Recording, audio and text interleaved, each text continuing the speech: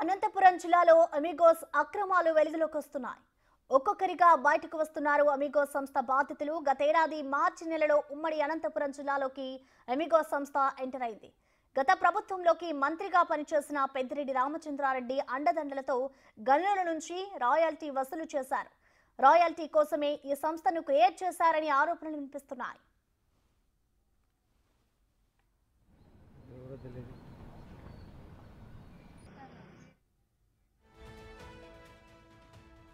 నెలకు 11 కోట్లు వసూలు చేసేందుకు అమిగోస్ కు అప్పచెప్పింది అప్పటి ప్రభుత్వం. 2 ఏళ్లు కలిపి 259 కోట్లను సీవరేజ్ కింద చెల్లించాల్సి ఉంది. కేవలం రాయల్టీ వసూలు కోసమే సంస్థకు కాంట్రాక్ట్ ఇచ్చినట్లు తెలుస్తోంది. నిబంధనలకు విరుద్ధంగా రోడ్, మెటల్, గ్రావిట్ తవ్వకాలు, గ్రనైట్, ఇసుక అక్రమ రవాణా, టిప్పర్ యజమానుల నుంచి అక్రమ వసూలు చేశారంటూ ఆరోపణలు వినిపిస్తున్నాయి.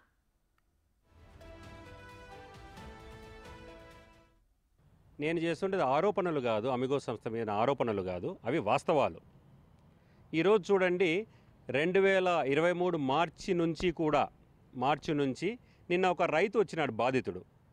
ఆత్మకూరులో రవీందర్ రెడ్డి అనేటువంటి వ్యక్తి, అతని స్థలము నాకు కావాలా అని చెప్పి ప్రసాద్ రెడ్డి గారు, తర్వాత జితేంద్ర, పద్మనాభరెడ్డి, ప్రవీణ్, రాజశేఖర్లు అక్కడ పోయి మేము స్వయాన బంధువులము, పెద్దిరెడ్డి గారి రామచంద్రరెడ్డి గారి బంధువులము, మాకు ఈ భూమి కావాలా అని అంటే నేను జీవనాధారమే నేను దీని మీద పడి బతుకుతున్నాను నేను అని చెప్పంటే, ఈ మట్టి నీకు లెవెల్ చేసిస్తాము మేము, నీకు ట్రిప్పుకు 900 రూపాయలు ఇచ్చి అని చెప్పి, లేకపోతే నువ్వు ఏమీ చేసుకోలేవు, నువ్వు పంట కూడా పెట్టుకోలేవు అని బెదిరిస్తే ఆయన సరే అని చెప్పినేసినని మిన్నకుండి వాళ్ళకి ఇచ్చాడు. వాళ్ళకి ఇస్తే దాదాపుగా ఒక 10,000 ట్రిప్పర్లు పైన మట్టి దోలి అతనికి డబ్బు చెల్లించుకోకుండా అతన్నే బెదిరించినటువంటి విషయం నిన్న వెలుగులోకి వచ్చింది. 2023 నుంచి వాళ్ళు 2023 మార్చి నుంచి వాళ్ళు స్టార్ట్ చేశారు కదా.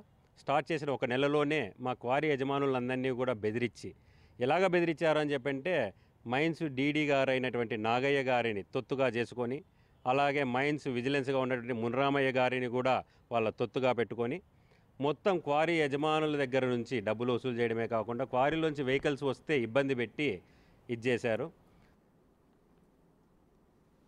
దీనికి సంబంధించిన కంప్లీట్ డీటెయిల్స్ మా ప్రతినిధి యోగానంద్ లైవ్ ద్వారా అందిస్తారు. యోగానంద్, చెప్పండి, అమిగోస్ సంస్థ ఎలాంటి అక్రమాలకు పాల్పడింది? దీనికి సంబంధించి అసలు బాధితులు ఏమంటున్నారు? వాళ్ళ డిమాండ్స్ ఏంటి? యోగానంద్. ప్రసన్న, ఉమ్మడి అనంతపురం జిల్లాలోని అమిగోస్ సంస్థ అయితే మాజీ మంత్రి పెద్దిరెడ్డి రామచంద్రారెడ్డి అండదండలు చూసుకొని ఎదిగిన సంస్థ ఆగడాలు ఒక్కొక్కటిగా క్రమంగా బయటకు వస్తూ ఉన్నాయి. ముఖ్యంగా బాధితులు ఎవరైతే ఉన్నారో గత ప్రభుత్వంలో క్వారీ యజమానులు కానీ, మైనింగ్ బాధితులు కానీ, టిప్పర్ల యజమానులంతా కూడా ఒక్కొక్కరిగా బయటకు వచ్చి తమ గోడును మీకోసం కలెక్టర్ స్పందనల ద్వారా, తమ అర్జీల ద్వారా తమ గోడు వెళ్ళబోసుకుంటారు. ముఖ్యంగా వాళ్ళు బెదిరించే తీరు, వారు దోపిడీ చేసే తీరు కూడా వివరించే ప్రయత్నం చేస్తున్నారు. ముఖ్యంగా దాదాపు కేవలం రాయల్టీ వసూలు చేసేందుకు జిల్లాలోకి అడుగుపెట్టిన గత ఏడాది మార్చిలో అడుగుపెట్టిన అమిగోస్ సంస్థ కేవలం ఒక సంవత్సరంలోనే 1000 కోట్ల మేర అక్రమాలు, 1000 కోట్ల పైన అక్రమాలు చేసిందంటూ కూడా బాధితులు పెద్ద ఎత్తున ఫిర్యాదు చేస్తాం. ముఖ్యంగా ఎవరైతే క్వారీ యజమానులు బెదిరించుకొని తమకు సంబంధించిన గ్రావెల్ తోలుకోవడం దగ్గర నుంచి ఇసుక, అక్రమ ఇసుక తరలింపు, గ్రానైట్ తవ్వకాలు, ఇతర మార్గాల ద్వారా కూడా డబ్బు అన్వేషణ అయితే రాయల్టీ వసూలు చేయకుండా జిరాక్స్, నకిలీ రాయల్టీ బిల్లుల్లో సృష్టించి దాని ద్వారా క్వారీ యజమానులు బెదిరించి పెద్ద ఎత్తున వసూలు పాల్పడిందంటే కూడా పెద్ద ఎత్తున ఆరోపణలు వస్తున్నాయి. దానికి సంబంధించిన బాధితులు కూడా బయటకు వచ్చి జిల్లా కలెక్టర్ కూడా కంప్లైంట్ ఫిర్యాదు చేస్తున్నారు. ముఖ్యంగా ఆత్మకూరు, అంపాపురం, వంకరాజు కాల్వ, బుక్కరాసముద్రం ప్రాంతాల్లో అనుమతి లేకుండా కూడా కేవలం రాయల్టీ పేరుతో వసూలు చేసేందుకు వచ్చి అనుమతి లేకుండా కూడా ఇసుక తరలింపు దగ్గర నుంచి కేవలం సిలికా శాండ్ ఇసుక తరలింపుకు అనుమతి తీసుకొని ఒరిజినల్ ఇసుక, మామూలు ఇసుకను కూడా బెంగళూరుకి 1,50,000 ట్రిప్పుతో అక్రమంగా తరలించారు అంటూ కూడా పెద్ద ఎత్తున వార్తలు వస్తూ ఉన్నాయి. దీనికి సంబంధించి దర్యాప్తు జరపాలి, సీడ్ దర్యాప్తు కోరుతున్నామంటూ కూడా కంప్లైంట్ ఇవ్వడం జరిగింది. ఇవన్నీ కాకుండా క్వారీ యజమానులు పిస్తోల్తో బెదిరించారు, గన్నేసుతో బెదిరించారు. ఎవరైతే కళ్యాణదుర్గం పరిశీలకుడుగా ఉన్న హోండా ప్రసాద్ రెడ్డి అనే వ్యక్తి, ముఖ్యంగా ఇతను మంత్రి పెద్దిరెడ్డికి ముఖ్య అనుచరుడిగా కొనసాగుతున్నాడు. ఈ హోండా పెద్దిరెడ్డి సంబంధించిన హోండా శివప్రసాద్ రెడ్డికి సంబంధించిన సంస్థ అమిగోస్ అనేది, శివప్రసాద్ రెడ్డి ఈయన కూడా ఇందులో ముఖ్య భాగస్వామిగా ఉన్నాడు. అమిగోస్ లో వీరంతా కలిసి 4 వ్యక్తులు కలిసి జిల్లా మొత్తాన్ని కూడా సాధించి ఇటు మైనింగ్ అధికారి డీడీ నాగాయని తమ చెప్పు చేతుల్లో పెట్టుకుని విజిలెన్స్ ఎస్పీ ద్వారా కూడా ఎవరైనా క్వారీ యజమానులు తమకు ఎదురు తిరిగితే వారిని పూర్తి స్థాయిలో బెదిరించే ప్రక్రియ చేపట్టారు. ముఖ్యంగా బృందాలుగా ఏర్పడి దాదాపు 74 చెక్ పోస్టులు ఏర్పాటు చేశారు. ఈ 74 చెక్ పోస్టులు చెప్పి కూడా అనధికారికంగా బిల్లులు వసూలు చేస్తూ 75 బృందాలుగా ఏర్పడి 75 కార్లలో తిరుగుతూ దాదాపు హోండా కారులో సంబంధించిన కారులో తిరుగుతూ పూర్తిగా కూడా డబ్బులు వసూలు చేశారంటూ కూడా పెద్ద ఎత్తున ఆరోపణలు చేస్తున్నారు. వీటికి సంబంధించిన ఆధారాలు కూడా కొన్ని జిల్లా కలెక్టర్ కూడా అందించాల్సి తెలుస్తోంది. వీటన్నింటిపై కూడా సమగ్ర దర్యాప్తు సిఐడి దర్యాప్తు జరపాలి. ముఖ్యమంత్రి గారి దృష్టికి, హోంమంత్రి గారి దృష్టికి తీసుకెళ్తాము, డీజీపీ గారిని కూడా పిలుస్తాము. సిఐడి మొత్తం ఈ వ్యవహారం అంతా అక్రమాలు వెలుగులోకి తెచ్చి కేవలం ఉమ్మడి అనంతపురం జిల్లాలో 1000 కోట్లకు పైగా అక్రమాలకు పాల్పడ్డారంటూ కూడా పెద్దిరెడ్డిపై తగు చర్యలు తీసుకోవాలంటూ కూడా కోరుతున్నారు ప్రసన్న. యోగానంద్, అలాగే చూసుకుంటే ఈ అమిగో సంస్థకి సంబంధించి ఎంతమంది బాధితులు బయటకు వచ్చారు? అలాగే వీరు ఆ కలెక్టర్ కి కూడా దీనికి సంబంధించి ఫిర్యాదు చేశారు. మరి కలెక్టర్ నుంచి ఎలాంటి స్పందన వచ్చింది? వైసీపీ అధికారంలో ఉండగా గత నెల మార్చి నుంచి అమిగో సంస్థ జిల్లాలోకి రాయల్టీ వసూలు పేరుతో ఎంటర్ అయింది.